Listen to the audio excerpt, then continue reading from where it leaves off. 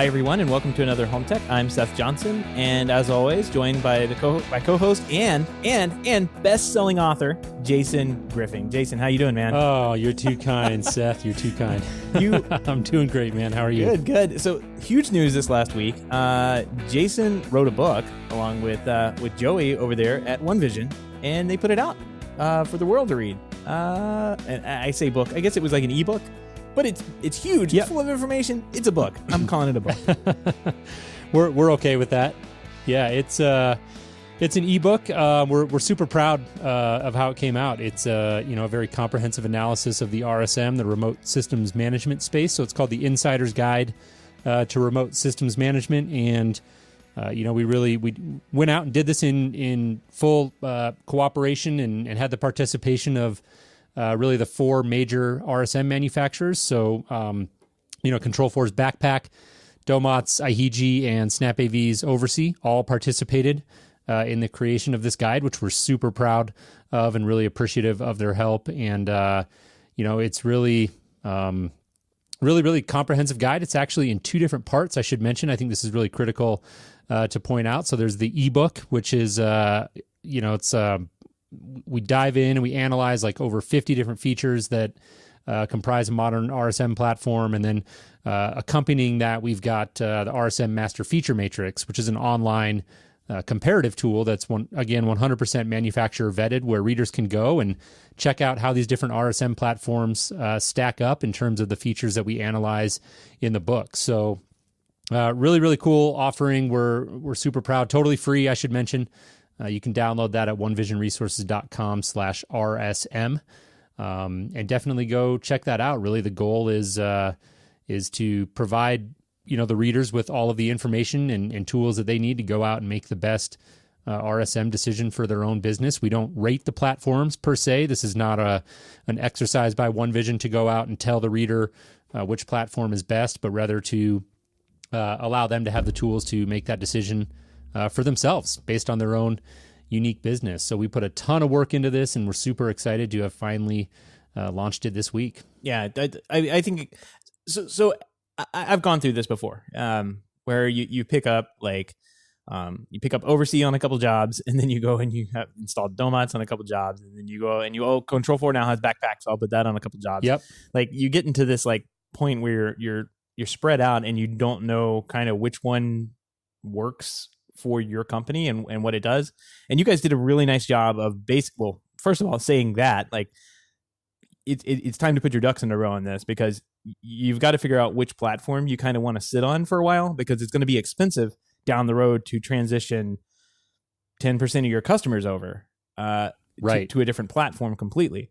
So you guys, I think, did a great job of basically outlining all, and I mean, when I say all of the features that I knew of some of these, and then some of them were just like, wow, I didn't even think of that feature. And there it is. And it looks like two of these platforms support it. So yeah, I mean, it's really like a really good, really in-depth guide to these products that you guys went. I mean, I can't imagine the hours that you put into this thing to kind of go through every one of these and weed out these tiny little features that, I mean, some of them you read and you're like, why would I even need that? Like, why would I even need this feature? And then you guys put a description on there like, hey, this is what this is what this feature means. And then sometimes you put a little, like, it's kind of like those dummies books with a little exclamation mark next to it. Yeah.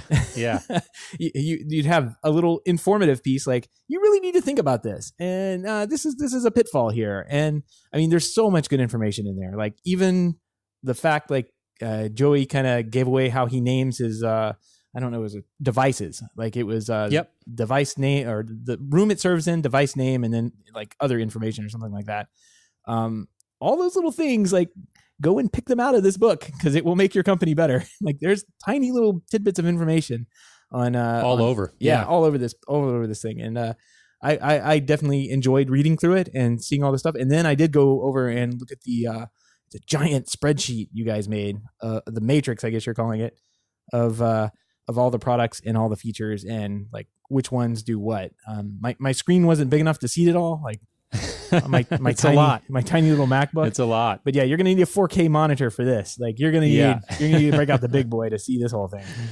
Yeah. Well, we know that it's a very dense topic, and we really wanted to be super comprehensive and clearly, as you say, and we appreciate it. We've done I think a very good job of covering all the bases, but we know that that's a lot to absorb, and so we really tried to lay it out in a very clear framework. We divide these features up into different categories like setup and administration, organization, monitoring, troubleshooting, so really put these things through a framework that tries to, the goal being to make it really easy for that reader to follow along and digest this. And while I'd love to sit here and hear that everybody who picks this up reads it cover to cover, we know very well that not everybody's going to do that. And we really set it up in a way that you don't have to. There's a very detailed table of contents that you can sort of jump around and treat it like a reference guide. And like you alluded to, within that ebook, we sort of we define the feature, we give it a little bit of definition. We provide some really key business impacts, so really focusing on two key areas: operational efficiency and client experience. When you boil it down, that's really what an RSM platform is designed to do: provide your client with a better experience and allow you to do that more efficiently. And so we talk about how those features apply to each one of those. And then on select features, we really try to provide like really practical tips. We call those insider tips. Those are little sidebars that you alluded to. And so the book is very much evergreen. The book itself doesn't focus on, comparing the platforms. It really just gives the reader a lot of information about how they should be thinking about the different features and how these features will impact their business. And then the idea being that you sort of go through and you can identify the handful of features that sound really important to you in your business, and then jump over to the matrix and see exactly how different manufacturers are supporting those features. And so dividing it up in that way was a very deliberate decision. We know that it's a really rapidly evolving landscape. Manufacturers are adding features and changing features all the time. And by doing it this way, we really feel that the ebook itself is very evergreen. It's going to stay relevant for a very long time. And we are going to continue updating that feature matrix at least quarterly, or as major releases come out, we'll be going through and updating that. So that'll remain an always up-to-date resource for people who really want to go and do that deep dive comparison. And then the last thing I want to say, because I know we've got a big show here, we're going to do our CEDIA preview, and it's going to be a lot of fun. But you made a comment about how as an integrator, it's very easy to go out and you sort of deploy one platform on 3 or 4 jobs and then another on 2 jobs, and pretty soon you're spread thin across a couple of different platforms. And even then, even if you've had hands-on experience, it's really difficult actually to compare these platforms. And we know that because, interestingly, when we set out to do this project initially, our plan was to do all of this feature analysis in-house. We were going to have myself and probably one other person and or maybe a couple dive through, and we started to do some of that as a team and really go through and research these features. And we realized very, very quickly exactly how difficult it is for an end user to compare these platforms side by side. And so early on in the process, we realized how important it was going to be to get manufacturers involved and get them invested in putting this information out there. And we're super thankful that they all came on board and helped us make sure that we were getting all of the accurate information and really comparing things in a way that the reader can be 100% confident that they're getting the whole picture. So a ton of work went into that, and getting all of that information aggregated, and we really hope that it can benefit the whole industry.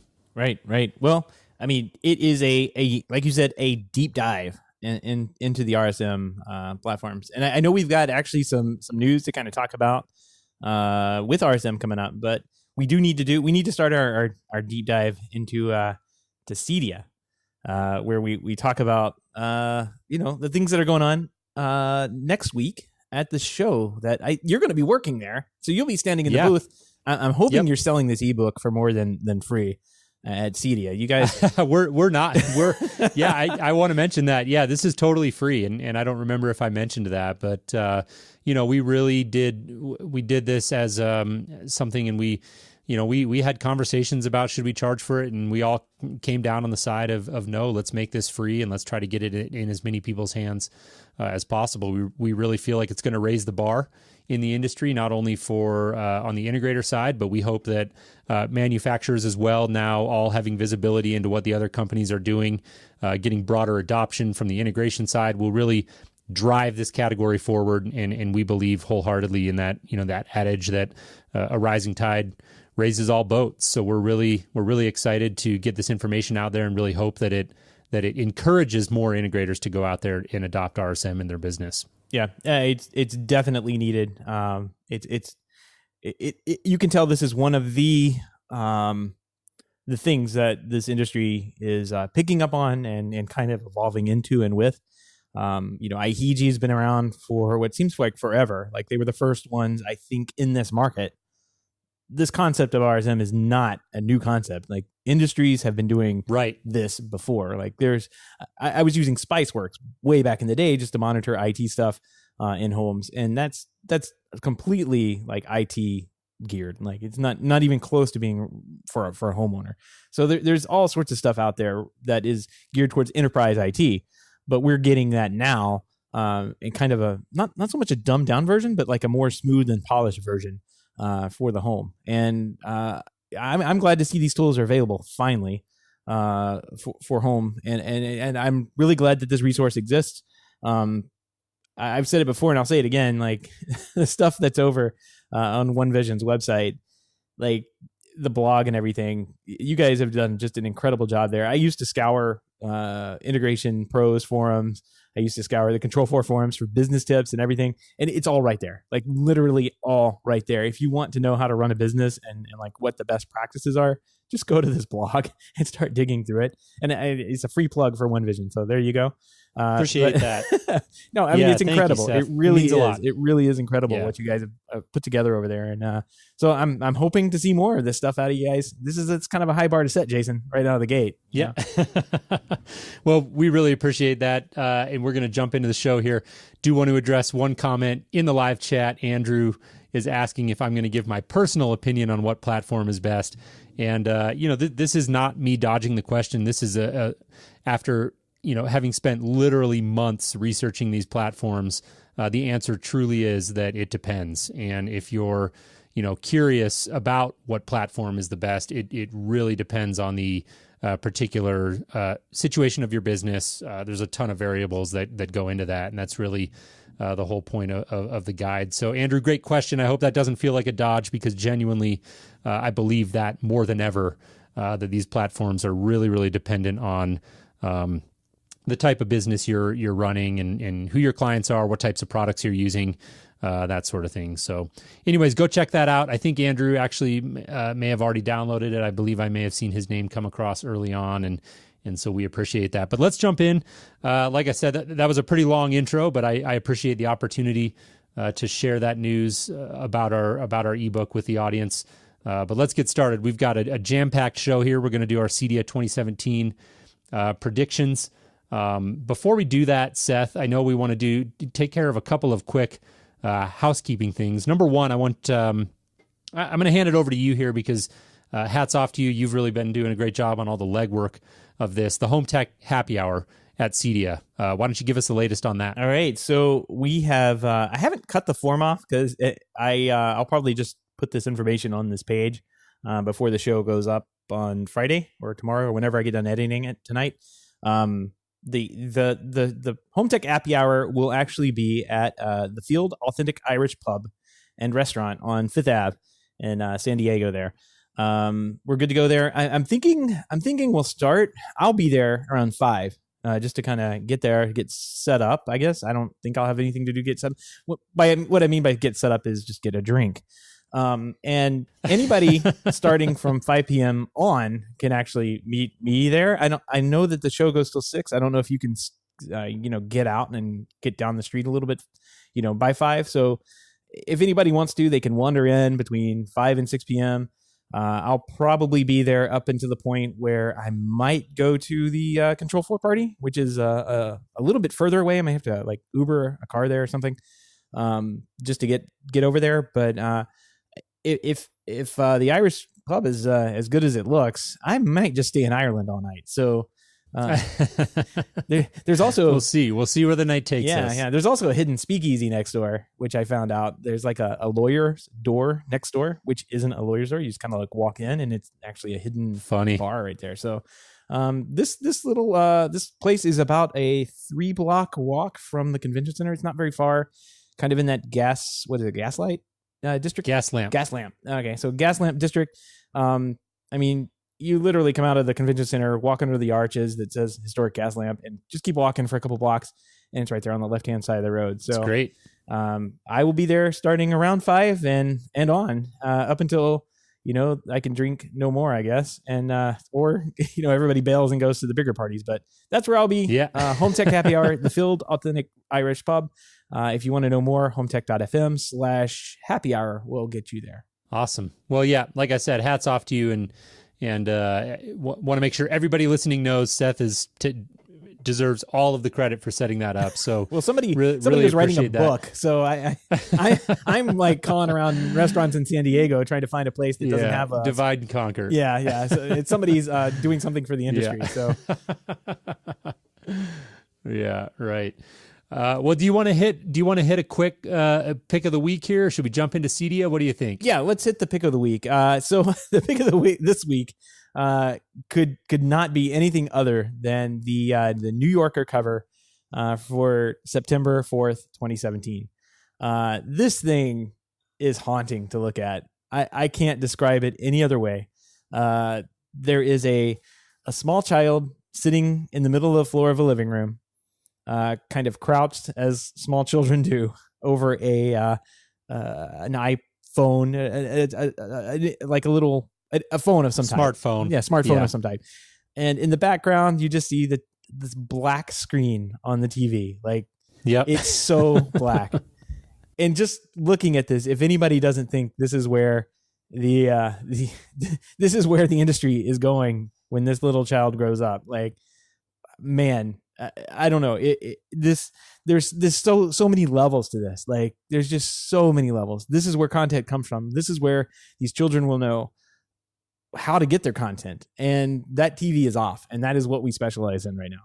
So that's very interesting to sit there and think about. It's kind of a deep think one. Like, this is not one that you'll see it and you'll go, okay, but just sit there and look at it for a little bit. Because I think the emotions kind of hit me like later on. I said, "Wow, that one hits home somehow." Yeah, I think it's a great find. It's like you said, there's a lot of layers to it, and I definitely think it's very, very simple but profound, and it will be interesting to see. I know with my 2.5-year-old daughter, it's like a constant battle. If she gets her hands on an iPad or an iPhone, which, she does occasionally, we'll give her that to keep her occupied for a few minutes here and there. And, man, they just take to them like crazy. Right. Anyone who has young kids can attest to that. It is incredible how quickly they figure out how to navigate around those and pick them up and get comfortable with them. And so that, that's obviously one aspect of the story. But yeah, looking at it as a home tech professional, and you see that TV there, sitting on the wall and just totally pitch black screen, it does make you think about that shifting landscape and how media is being consumed, and what does that mean? Right. And I've told this story before. I'm pretty sure I've said about it on the show. I know I've had conversations with clients in the past about it. But the TV, like this is clearly showing a generational thing, right? I mean, this is a small child with a smartphone. There's only certain generations of small children that have had smartphones in their hands at that age. But if you jump back decades, Jason, you're and I parents probably grew up in a house with one TV, maybe if they had that, and they've taken the TV from maybe one TV in the house with 3 to maybe 3 channels if they were lucky, all the way to thousands of channels, endless options, and TVs in every room. Now that's your baseline, right? That's you've seen them go from 3 channels to thousands of channels, anything you want to watch from anywhere in the world at any point in time. Take that and take that baseline and just move it to the child here with the smartphone. they're going to take this, you can't even imagine what they're going to do with the smartphone and that kind of technology. That's what they're going to be able to do. And with that smartphone and the technology, that's kind of like that smartphone is a TV with 3 channels. I mean, they are going to blow our minds with this stuff, and it's going to be so hard to keep up with this in a couple of years. As soon as this generation grows up and starts doing what they want to do with the technology, man, it's going to move so fast on us. Yeah, absolutely. Well, let's jump into our CEDIA coverage here and get started. We've got a ton of stuff here we want to dissect, and we're gonna. We've got a bunch of stories teed up, and we might jump around a little bit, but the goal being here really just to make a few predictions and talk about the things, Seth, that you and I are looking forward to at the show. I can hardly believe that it's upon us. Every year I say that, and I know it's cliched, but time flies, and here we are staring down the barrel of another CEDIA, and it's really, really exciting. So, I think a good place to start, since we were talking about the book, is that RSM landscape, remote systems management, and what's going on there. I do personally anticipate a lot of movement here. Not all of this is prediction, I should say. Some of this most of this, in fact, we already know about. So you've got IHG with ProView. They've come out with a really dramatic improvement, I would say, just based on the screenshots I've seen to their user interface. So they've really just re-envisioned all of that. And I'm excited to see that. I'm excited to see it in action. Like you mentioned, IHG was really the pioneer in the RSM space, and they do a lot of things really well. But I have to say, a valid knock against them in recent years has been the interface just feels outdated and clunky, and you compare it to something like a Domots, for instance, that has this beautiful new UI that's just been freshly developed, and the difference is very stark. And from the screenshots I've seen of ProView, a couple of those are actually included in our ebook. We went ahead and added those in because it's coming out at CEDIA. It looks great. The other thing that's kind of cool about it is that IHG, if you recall, last year launched Service Manager. I believe it was last year. It might have been a little bit earlier than that. But that was really their platform to not do the technical monitoring side of things, but really to handle the billing side, recurring monthly billing for RMR contracts and contract administration and this sort of thing. Well, those were 2 different standalone pieces of software that you had separate logins for, which I always found to be a little bit confusing. And under ProView, my understanding is that they've combined those 2 together. So that'll be pretty neat, and that's definitely something that I look forward to taking a look at the show. Yeah, it will be interesting to hear your thoughts on that, since you've done such a deep dive on all these systems. I haven't seen the screenshots from IHG, so I'm gonna have to go check those out. But I know that Domots did a ton of product launches this past week. They announced a huge new partner program. And they changed up their licensing model. So instead of doing like they were doing some kind of monthly credit things. I think that was just kind of confusing people. And now they're just doing like a lifetime licensing. Yep. So if you buy the box, you buy a license to go along with it.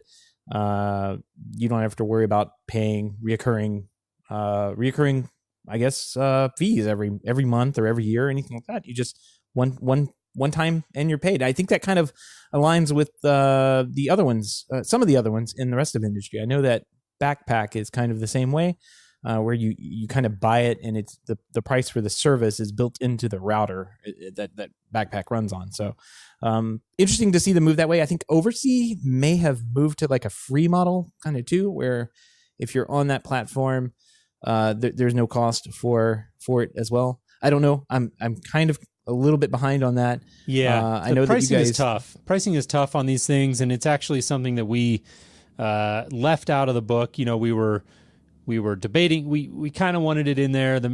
All the manufacturers who participated weren't crazy about it because obviously anyone in the public can get their hands on this thing, and we totally understand that. Being a home technology professional, we understand that it is important to sort of keep that information a little bit guarded.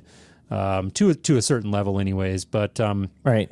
But yeah, Oversea I think has been fairly public about it. So again, I don't want to dive into it because I don't want to what I think is interesting about even the pricing, like these are IHG's been around for a number of years. But I think even with the pricing and the new people being brought in, like Domot's coming in and out of nowhere the last couple of years, like this is kind of like a fluid industry right now. Like it seems to be getting its feet underneath itself, and very much so. Yeah, and I don't think there's any wrong way. Like the book you guys wrote definitely helps dealers figure out which one to get. Like you were saying, there's one that fits your company somehow.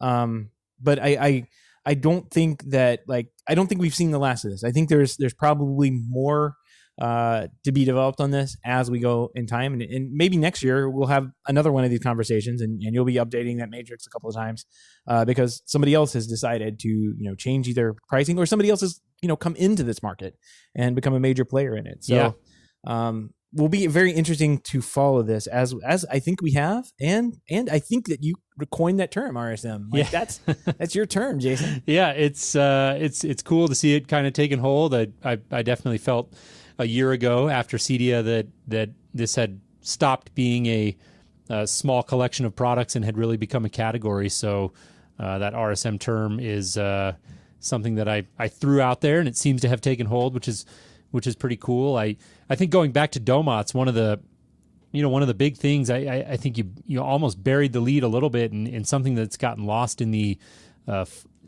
flood of Domot's information, is that this Powered by Domot's program that they just announced, part of that story is, and I'm quoting from it here from their website, as part of this program, Domot's also announced that it will no longer sell hardware directly. Instead, OEM partners and managed service providers will offer their own branded Domot's agents through their established distribution channels and direct sales programs. So this is very much a paradigm shift for Domot's. They're no longer, you're not going to buy a Domot's box. You're going to buy it from some other OEM, and they're just going to own the platform development, which I think is a really interesting move, and we'll be very curious to see how that pans out. Yeah, and my day job, we sell Domot's. I guess we don't anymore, but sounds like it. Yeah, but we're looking. I mean, the Powered by Domot's platform as well. Like it looks like an interesting thing. So we're looking into it to see what all that we can get off of. We do sell Luxel, so that we'll actually have a Luxel box, for sale if we need to do that. Also, I noticed on here, Krika, which was a competitor to Domot's, has actually shifted and done like an about face almost. And put their own Domot's branded Krika box out, and announced a concierge service for end user support, which is pretty huge in and of itself. I know Krika was a sponsor of ours. Bruno is the owner of Krika, and like he's on the show a lot. He's in the chat a lot. So huge fan, huge friend of the show, and we'll definitely be talking to him about that when we get to CEDIA. I think that's going to be one of our interviews. Yeah, interesting development. Yeah, he's spun that into a concierge service, somewhat similar to what we're doing at One Vision, and so that's a really interesting development. And seeing that market start to grow and take hold is there's a ton of different angles there, and it's validation, obviously, and it actually is. To me, feels like a very natural extension of RSM. RSM is really a technical solution, but at the end of the day, what really matters is driving value to the consumer. And so, seeing these sort of offerings come to the market is, I think, a great thing for the industry overall. And it'll be really cool to see how that all plays out. Well, speaking of Bruno, one of our predictions, and I'm not sure whose it was, but I think we said Bruno would be right. So there's some interesting GAFA related news stories that are floating around around CEDIA. I mean, we're learning more and more things every day here. It seems like today was a couple of huge announcements, primarily from Nest, right? So Nest has announced a new, cheaper version of their thermostat. And Jason, I don't know what you think about this thing. There's some comments I would make about cheapening your brand with cheaper product. I think Nest was if I looked at Nest, I would say, oh, that's a beautiful device. It's premium. It's a premium device. But man, this thing does not look good to me at all. I showed this to the powers, the finance committee here at the house, and they were like, ugh, like, no, Why would you do that? Yeah, it's different. Like I don't remember if it was a week or two ago, but I feel like I know that we teased this story, and I think there was some like maybe 3D render, or not, but like some renderings floating around at the time that showed what it was going to look like, and those renderings actually I thought looked pretty good. Now I'm looking at what I think is an actual picture, and I'm with you. It looks, it just doesn't have that premium look or feel to it that those renderings did. So it'd be interesting to see those side by side. But, at the end of the day, I think what really is going to matter for Nest is having that down market solution and being able to sell into a even lower end of the market, which is clearly a relative term, right? Where a lot of us come from the professional side, and our perception of what is expensive and what is inexpensive gets a little bit skewed by that. But I don't know exactly if it's confirmed what this is going to sell for. I know when we talked about it a couple of weeks ago. 170. 170. Okay, so that's a little more expensive, I think. If I recall correctly, a couple of weeks ago when we talked about it, there was speculation that maybe it'd be in the $100 range, right, which would have been a game changer. At 170, I don't know. I think the finance committee at my house too here might be willing to spend the extra, whatever it is, $70 to get the real, the actual version that it just looks a lot better. So I don't know. I think you can still buy an Ecobee Lite for around that same price. Like it's got to be around that same price. So are they going to be showing this at CEDIA? I would presume we're going to see this at CEDIA, right? It's shipping now. Yeah, it's shipping. It says tomorrow in this story, which is today. So I would say that we will probably see this. There's also some teasers that are coming up for some kind of Nest event later on in September on the 20th. They're teasing a big announcement. The story that we'll link to in the show notes at HomeTech.fm/177. Over here at The Verge, they're saying that Nest is promising a big announcement. They've got a thing. It says popcorn, check. Comfy couch, check. Big announcement, check. And we'll see. Yeah, take it with a grain of salt. Yeah, I'm prepared to be let down. Sources are saying that the Nest event is actually going to be nothing more than a newer, lower priced indoor camera. Excuse me while I edit out this yawn. And likely a security monitoring service. Possibly, we talked about an offering from ADT where they would offer this thermostat for sale. Maybe that's part of the partnership that they're talking about. So that could be interesting from a business standpoint, but I think from a product standpoint, wow! Andrew just posted a picture of that Nest thermostat. Side by side. He did it. Thank you, Andrew. That's great. So he posted an actual picture next to the rendering in our chat room there, and definitely a big difference. I liked the rendering. I'm not crazy about what I see, but I am going to make it a point to go check this out and take a look at it in person. Yeah, and whoever picked out that wallpaper, no, that's horrible. It's definitely not helping. No, I don't know what they're going for there, but the marketing, that's a marketing miss right there. Because I've seen that picture all over the internet of that same thermostat with that horrible. Yeah, it's bad. Ugh. All right. It is bad. Well, speaking of Nest and Google, will be interesting. These pictures keep coming. Sorry. That's funny. Google and Nest sort of teaming up at the show. Don't want to spend a ton of time on this story, but it is kind of interesting. Nest has been there for a couple of years, and it's still so hard for me to not think of them as the same company. But they're different. They're both under Alphabet, and they are different entities. And I'm still getting used to the fact that Google will actually be at CEDIA this year. And what does that mean? I know I've got on my calendar, I believe it's on Friday of the show, but it's easy enough to look up if you're curious.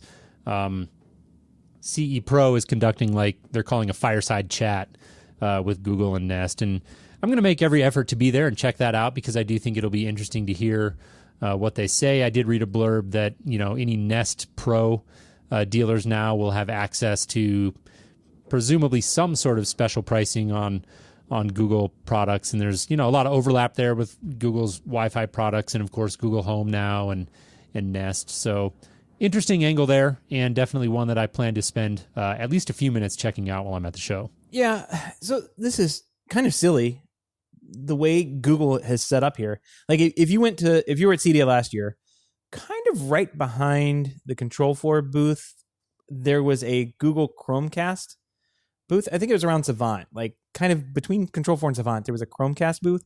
And I went and talked to the guys, and all they were doing was standing around, checking their email, talking to people, but they had like a bunch of Chromecast like casting compatible devices. It wasn't necessarily the Chromecast itself, but maybe like a speaker from B&O that was Chromecast enabled, or cast enabled, whatever you want to call it.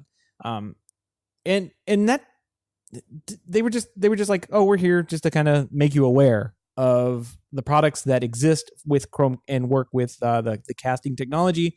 And I'm sitting there going, I'm scratching my head. I'm like, so this is the Chromecast team. Like, this is the team that does Chromecast, and they're just here. And then over there, you've got the Nest booth with the Nest cameras and all that stuff. It's all the same, like, bigger company, but since they're like so what is that term, siloed from each other, like they have to show up in different booths, and they really don't talk to each other.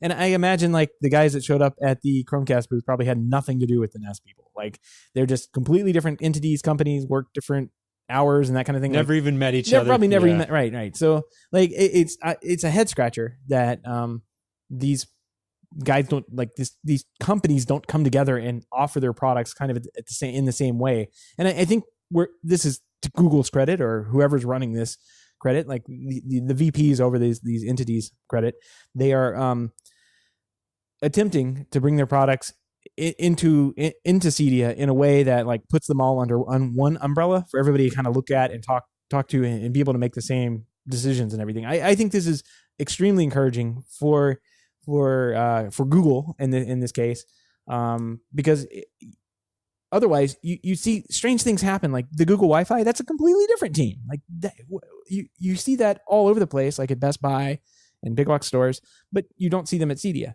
So now they'll all be kind of under one tent, so to speak.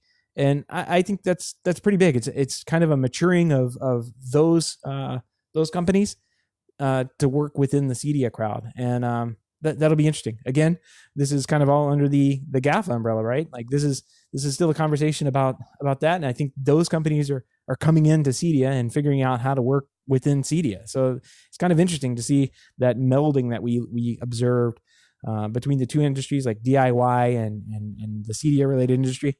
That's still going on, and it's still going on in pretty big ways. If you consider like how big these divisions within Google actually are, or Alphabet actually are, like these are these are like completely different companies kind of coming together and saying, okay, this is where we should be. And that's great for CEDIA. I think that's great for the CEDIA market for sure. Yeah, no, great points. Sticking with the GAFA theme, Seth, I know one of your predictions that we had lined up here for the show was sort of broad Sonos integrations and Sonos with Alexa. So what do you think? What do you expect to see? Well, we know now after the last couple of weeks that Sonos will be having the Alexa integration. I think there's been a couple of screenshots that have been posted online that basically say, hey, this is the Sonos Alexa skill or whatever. So that stuff's getting out. I don't know. I'm really hoping that we see additional integration with Sonos. Like maybe they kind of open up an API and push a little harder on that end. But I'm really not sure. So I guess that's more of a hope than anything. But we definitely will see. I mean, this last week, like Amazon has announced that they would be doing multi-room audio. I think there's like an update that you can do now for your Echo devices and do multi-room audio. So we know that kind of that checkbox is off, and then the next step is enabling Amazon to communicate with Sonos, and that checkbox will be checked off. So there's got to be something else bigger going on here. I'm hoping with Sonos specifically, given all the leaks and rumors and everything that have come out. But hopefully it's not just Sonos with Alexa this year. Hopefully we get a little bit more, integration with other control systems and better integrations with other control systems. I'm really, really hoping that kind of still exists, or that's still a thing, and not like, well, this is as far as we're going to go. Here's your favorites. Have a good day. Yeah. Yep. Well, like we talked about, I think on last week's show, we've been hearing about the Sonos and Alexa integration for a really long time, and it's coming. We all know that, at least on the software level. But some of the other developments that we've been hearing more and more about is that Sonos is actually going to have their own speaker with Alexa built into it, and it does look like that's coming soon. I don't predict. I was trying to dig through as you were talking and see if I could find. I thought I saw a date, somewhere in October, that we were going to see this. So I am not actually predicting that we're going to see this at CEDIA, but it does look pretty imminent. Once again, Dave Zatz gets the scoop, as only Dave Zatz can do.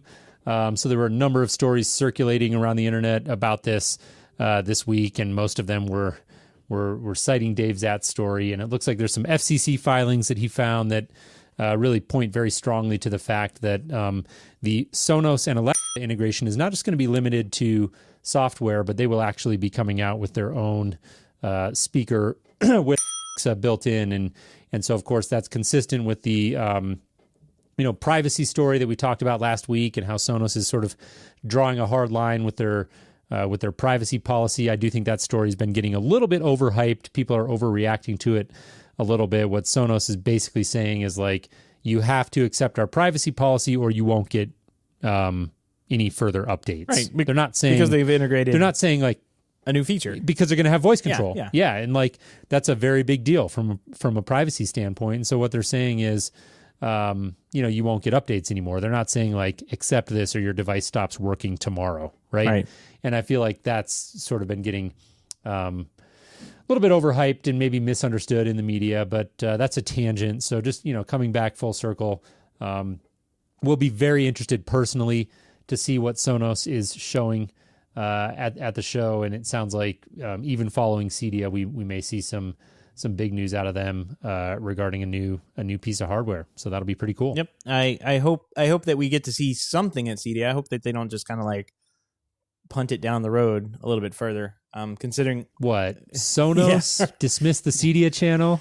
No. Yeah. It'll come out with the wireless outdoor speaker that they've been promising for over 5 years, as far as I'm concerned.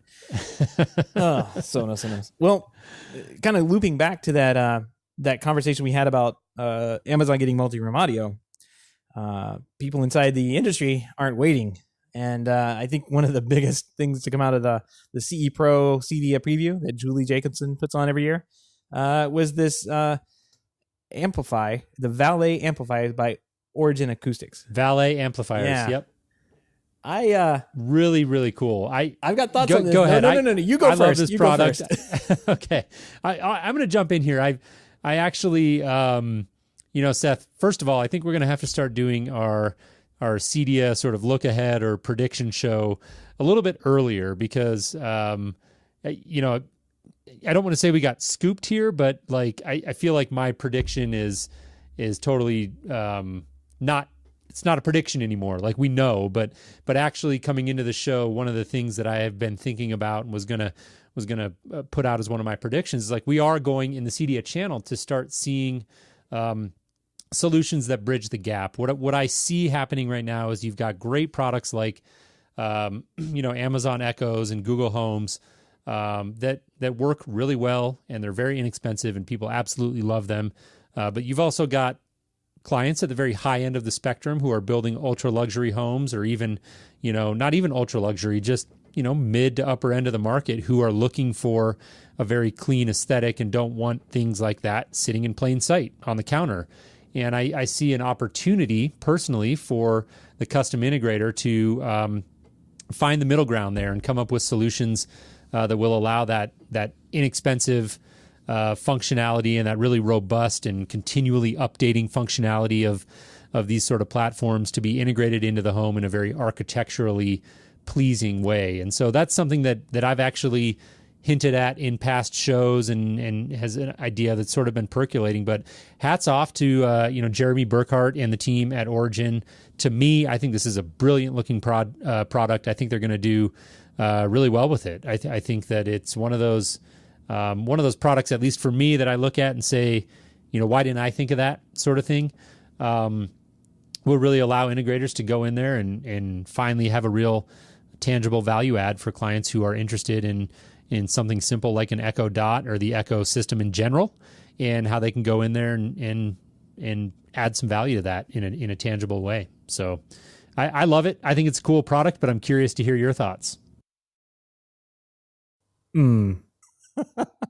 Okay. All right. So I have been staring at this thing for the better part of 24 hours since I saw it. And I can't quite figure out if it's genius or insane. It's somewhere on that chart. And all right. This product specifically falls into the and if you're not familiar with this thing, go over to Valet Amplifiers, VALET amplifiers.com, and look at this. I guess we should probably describe what this is. They have created we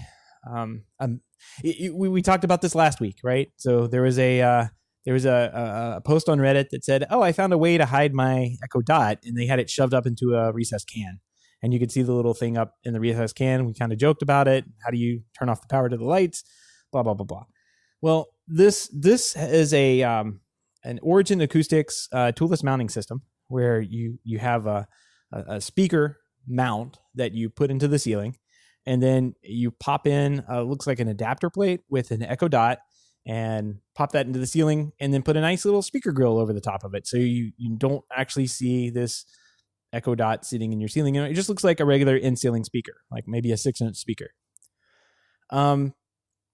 Now you ask, how do you power that, and how does this work? Well, they've come up with a maybe like a Ballon technology that runs the audio and the power over a Cat5. So to that Echo Dot, a Cat5 comes in. There's probably a little adapter box or something that will power up the Echo Dot, and this all plugs back in at this amplifier that looks like it has maybe 4 or 6 zone configurations with 50 watts per channel.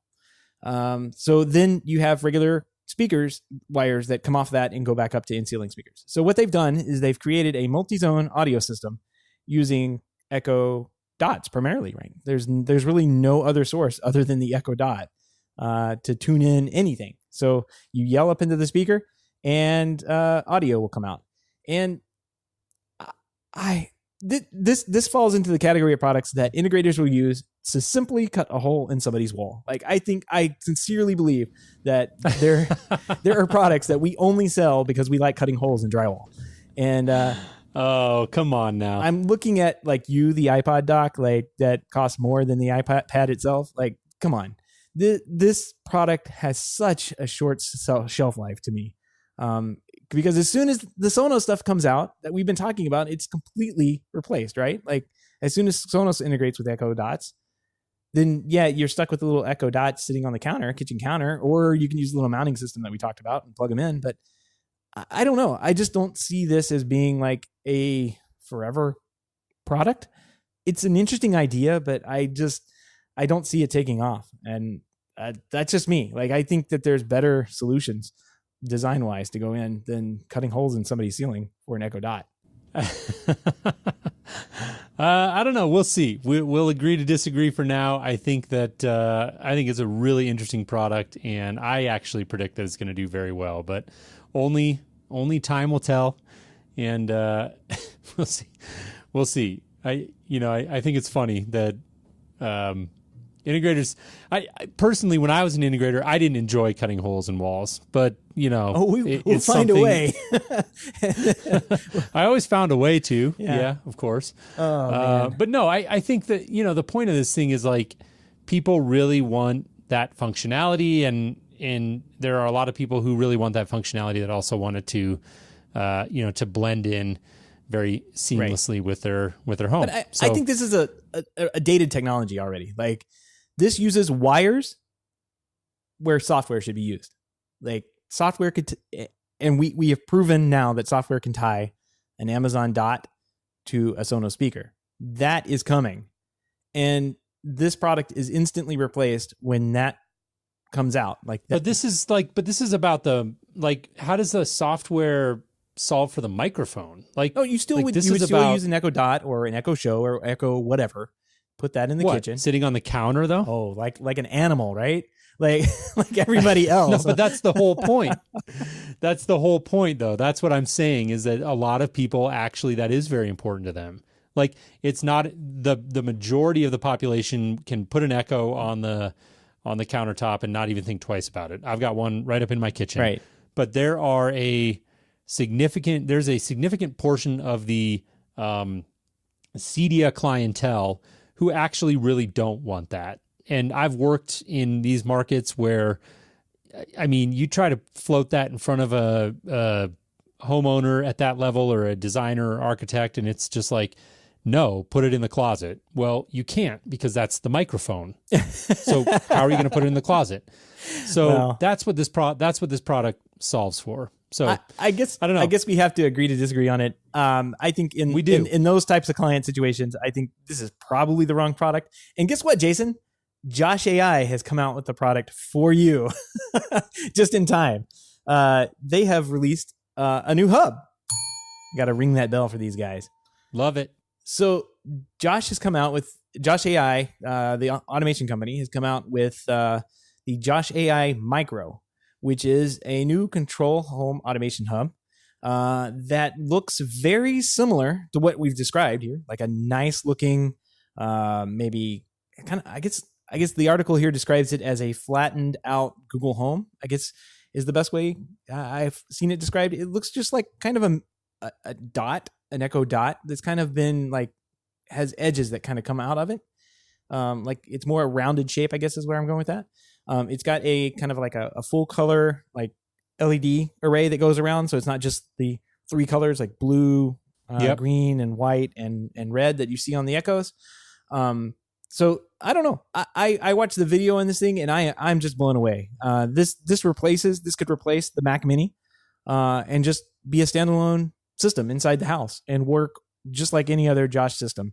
I cannot wait to see this at CEDIA. This looks amazing. Yeah, it does. And I know that they've been teasing this for a number of weeks now. And so it's cool to finally see, what they were working on, and definitely something that I plan to go check out. I don't think the pricing is public on this. None of the stories that I've skimmed through have shown that, and I don't anticipate that we'll see that publicly. So I am very curious about that. That's always been the big question with them. They're very much coming at the market from the top down as opposed to the bottom up, like Amazon and Google and these other very large companies. So very different go-to-market strategy, different market positioning. But I'm happy to see this. I think this is very much a step in the right direction. I think it's something that they absolutely needed, was their own hardware to do this. I know when they initially came out, it was like an app-based solution. And to me, that sort of defeated the whole purpose of voice control. I've said it many, many times that I think what really caused us to turn the corner in the market in terms of voice control was that always-on form factor of the Echo. And we've seen everybody now adopt that. And so, to have Josh AI do that, I think is great. Granted, yes, they had integrations with things like the Echo before, but for them to have their own hardware that is pretty feature-packed looks pretty cool. So I definitely look forward to checking that out at the show. But let's switch gears here. We've got a number of other stories we want to touch on, and I know we're gonna go long on this episode, so let's switch gears to talking about some AV stuff. So we don't spend a ton of time talking about AV here on the show. It is obviously a very big deal out at CEDIA, and clearly a large portion of the revenues that are generated in the CEDIA industry center around audio and video. So not sure what you're looking for in particular this year, Seth. I know for me, one of the big things is the whole OLED market, and LG has been really the big name, almost the only name in OLED for for quite a while. I had the opportunity to go out to ISE in Amsterdam this past February, so earlier this year, and got a glimpse at Sony's OLED. They were showing it there. They didn't have it down on the main floor. They had it up in like sort of a private area for whatever reason. So I'll be really curious to see if it's more prominently featured this year. I do think OLED is the next big wave. We've been talking about that for a while, and it's really been a price point issue, but we're seeing more people get into that market and adopt it. And that, of course, will bring prices down. Then, of course, you've got Samsung, who's not jumped on the OLED train, but they've got their QLED, QLED technology that they're hyping up. And so it'll be interesting to see that dynamic and how they're comparing the two, and to go talk to those companies and discuss the pros and cons of each is always interesting. But I'm not a huge TV geek or videophile, but this time of year, CEDIA, and then of course around CES is always fun to see what's going on in the TV space. And so I think that'll be no exception this year at CEDIA. Yeah, I am. I think we're pretty famous for not caring at all about video. I mean, like, it's just not something that we kind of are. Yeah, we don't talk about it much. Right. It's not like so. Primarily, it's because there's not been very much compelling, I guess, about video these days. Like, okay, we hit 1080p, and that seems like a milestone. 4K, 3D, all that just kind of like meh. But now I think things are getting interesting with HDR, and so I'm really curious to see some really good looking HDR stuff on screens at CEDIA. I'm really hoping to check that out. And another thing, I saw this at ISE, and I don't know if this has got to filter down to the resi market. Like, there are these massive video walls that are being used for commercial installs, like LCD video walls that look just brilliant. I mean, they're beautiful, and the blacks are just black, and the colors are just bright as can be. And I'm hoping to see that technology kind of make a push into the theater. It will be interesting to see if any manufacturer decides to do that. And I heard some rumors that there may be some technologies, like, it's going to happen. Like, people have put commercial panels and commercial things in theaters, commercial projectors in theaters all the time. So commercial video display wall stuff, that's got to make it in. And I'm really curious to see if that shows up at CEDIA and gets any looks, because I think that what you can do with these walls is pretty impressive, and I think that I think that the technology is there where this works, and I'm hoping we see something with it. So it should be pretty cool. Yeah, I agree, and agree with what you said. I have to admit, it's not. I totally get it. I understand why people get excited about it. It's never been really my core thing, as far as just getting really amped up about 4K projection and all of that. When I was working in the higher end theaters and stuff, staying up to date on all that stuff was obviously super critical. These days things are a little bit different. So I always enjoy going to see it, seeing what's going on. There's always a lot of energy around those demos and things like that. But it's, we're obviously a little bit more of a control focused, home automation focused show here. So we'll keep an eye on that. We'll clearly report back on anything that's really exciting or game changing that we happen to see. But I think really, generally speaking, when it comes to audio and video, I don't say this to be dismissive, but it's more of the same. And what I mean is more of the same in terms of innovation, right? It's just higher performance, lower prices, and that's great. We love it, but it's not like they're not reinventing functionality here. It's a really great looking projector that next year will look even better, right? Right. So there you have it. We'll hope to go see some demos. I do know that Dolby Atmos and 3D surround is something I actually definitely try to make a point to go check out some of those demos every year at CEDIA, and we'll hope to do that this year as well. Shifting gears a little bit, one of the things that I predict will be sort of a continued trend that we've been talking about all year and we'll continue to see at the show is just Wi-Fi solutions and not just mesh. I think mesh Wi-Fi clearly is going to be there and we're going to see that, but also just like taking that network functionality, so broader network solutions, not just like boring old routers anymore, but the router is really actually becoming sort of molding into something a little bit different, right? We're seeing smarter routers, things with network monitoring built in, parental controls. Of course, you got the mesh Wi-Fi category that's really exploding, and that's something I'll be spending a little bit of time exploring for on the show floor. I do think there's a lot of value there in terms of particularly the parental controls. Like as a parent of a young child now, I'm really starting to see the value in that already. Like being able to control that time that you're connected to the network, and maybe something as simple as just being able to like boot your kids off the Wi-Fi for 2 hours around dinner time. When you're not a parent, like that just sounds like a small thing, and it's like, well, just shut the router off. Who cares? But it actually is a pretty neat feature. And I think that we're seeing a lot of development in that space, and I'm interested to see if there are any sort of innovative solutions on the CEDIA show floor surrounding this sort of thing.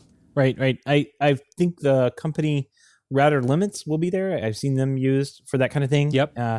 They're actually over in the Innovation Alley area, which I always hang out in because there's also just good stuff going on there. I think Cujo is another company. I want to say they did some kind of network monitoring thing like this. And they have this cute little internet appliance that they use. But definitely we'll be checking out some of the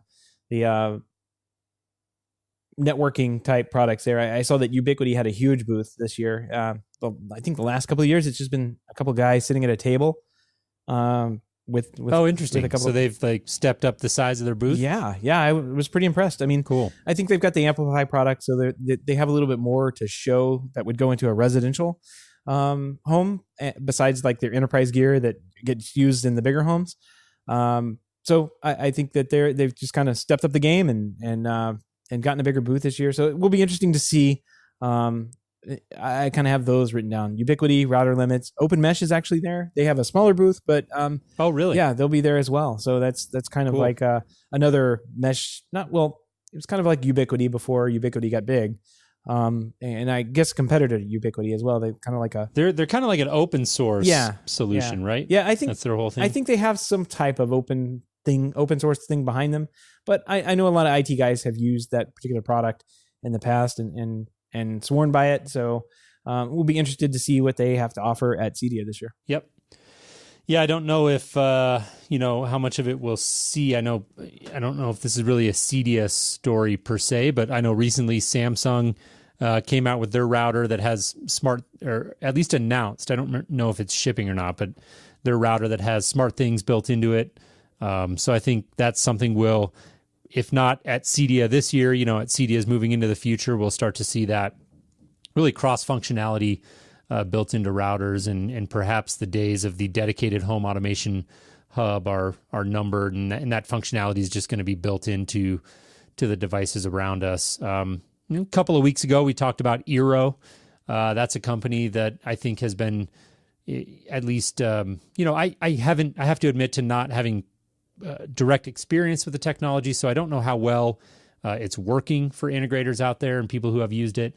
But they are a company that, to me, appears to be navigating the waters well in terms of making inroads with the home technology professionals out there and the CEDIA channel. And so they're going to be there. They've got their new monitoring solution that we talked about that really gives professionals, a central dashboard to do some sort of RSM type functionality, not what I would really consider full-blown RSM, at least yet, but the ability to, at least from a central dashboard, sort of manage network health and things like that for multiple clients. And they're coming out with PoE solutions. So, what we're seeing there, in my opinion, is a bit of an extension of a theme we've talked about in the last couple of years, that idea of meeting in the middle, where you have these DIY products who are looking at the CEDIA channel, and some of them look at the channel and just see the opportunity to sell more boxes, and others actually take the smarter view, which I think Eero is doing, and say, okay, well, this is a whole industry full of people who are really dedicated to providing great technology experiences in the home, and how can we offer them something to really enhance the value of our product, and they can add value on their own by doing that, and we all win for it. So I think Eero is a company that's doing well in that regard, and I hope to see more of that at the show this year. Right. It will be interesting to see what they bring in. I have been following them since kind of day one. I mean, it's kind of a weird, funky name company. They kind of had a really good like push for marketing and PR, and here they are. You know, they've been at CEDIA. They were at CEDIA last year. They've been wanting to do more with this crowd. So very, very interesting product and very good for the industry. I think this is kind of like having Google in here, like it feels like that. Like this is one of those companies that just wants to do more with the CEDIA marketplace, as well as play in the DIY space. I mean, they're doing both. So yep. I think that's a good place for them to be. Yeah. One of the last notes I have here before we wrap up is VR. Like there have been a couple of companies that I saw that had booths. First and foremost is that CXC Simulations that we talked about last year with the like actuated seats for driving. My biggest regret of CEDIA 2016 is not doing that demo. So you can bet that I'll be doing. You're gonna have to fight me in line because I'm going first. Yeah, I mean, I will walk in the show floor Thursday morning and go directly there. I think that get right in line. Yeah, because that thing looks amazing, and they had like full V. I mean, this year, who knows what they'll have? But I know last year they had like one of the little Oculus things. I don't know. It may have not been Oculus, but it had something which you can kind of like look around and like fly a jet simulation and all that stuff with the actuated seat. So I'm all over that. And then there have been a couple of other ones. I think there was another like Dirac Research, and then Modus VR was kind of the one that hit me. This one looked really cool. It was a sales tool for like selling theaters, and you could basically design out your 3D room, 3D theater rendering, put the furniture in it, and just plop the customer right in the middle of it. And if you wanted a bigger TV or a bigger screen, you could just do that right in front of them. You could just stretch out the screen. I've got to see that. That looks really cool. Visualizing what an end product will look like, especially when you're in the custom business and you're ripping out walls and changing how things are structured. You're putting in new cabinetry. That is such a hard thing. I remember photoshopping pictures of different sizes of TVs over somebody's fireplace so they could get a better idea of which one they would want up there, just so I could sell them the TV. Like there's all sorts of stuff. No, you're 100% right. Yeah, there's all sorts of stuff, and this looks awesome. This is like the next step, right? Like this, you wouldn't obviously do this for TVs, but maybe you could, I guess, if your skill set was good enough. But this looks pretty cool. I have to go check it out. Yeah, absolutely. I think that VR is a really interesting category, and I think we started to see some hints of this, if I recall correctly. It certainly wasn't like a central theme that we talked about, but as we're starting to see hints of VR at the show floor, and I remember the first time I heard about that idea of using it as a way to demo what a finished theater would look like.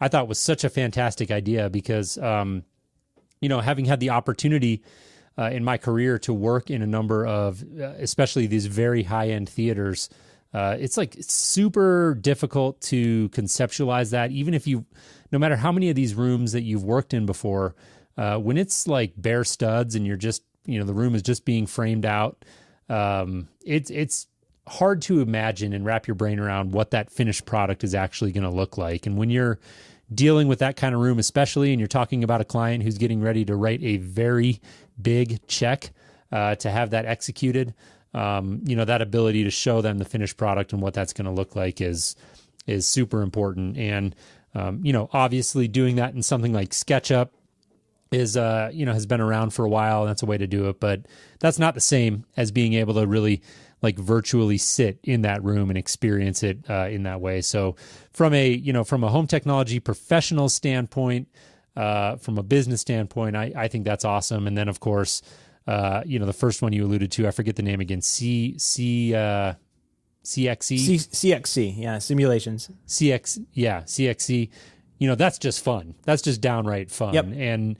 And so VR's got a lot of different applications. And I think we've seen the golf simulation things like every year for the last 10 years, right? Like, oh yeah, but yeah. So those are there, but I think so the fun stuff is there. But I think like the business tools, like you're talking about, that's coming. And I want to see the other one that I talked about, Dirac booth 5708. I put a note on there. I think they were doing like audio mock-ups of rooms. So like you could put the headset on, but they'd also like tone out the room and do audio mock-ups somehow. I don't know. I want to go check all this stuff out. So will be a good show. Yeah.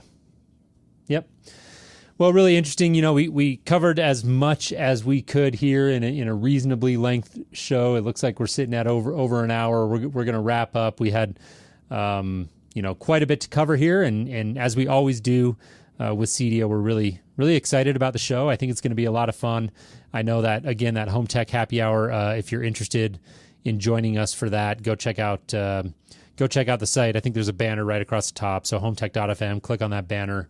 And you can find some more information. But really excited to connect with some of our supporters of the show. We really appreciate it. We didn't mention it at the outset of the show, but I will mention it here as we typically like to do. We want to really thank our supporters of the show. We do have a Patreon page, and that's a way that you can support our efforts here at the Home Tech Podcast for as little as $1 a month. We've got a bunch of people that have come on board and have done that. And the way you can learn about that is just head over to HomeTech.fm/support. Once again, that's HomeTech.fm/support. If you're, enjoy the podcast here and want to support our efforts, that's a great way to do that. Absolutely. And I want to thank everybody for taking their time out. A couple of them were actually listening to the show. A couple of them were watching football games and reporting back to us on how those games were going in the chat room, right? But I do want to thank everybody for coming on and listening to us talk about CEDIA. We will meet up next week. Holy cow! We'll meet up next week in San Diego, Jason, and sit down and talk about CEDIA. I look forward to it. Awesome. Well, I will see you there. All right. Sounds good. Take care, Seth.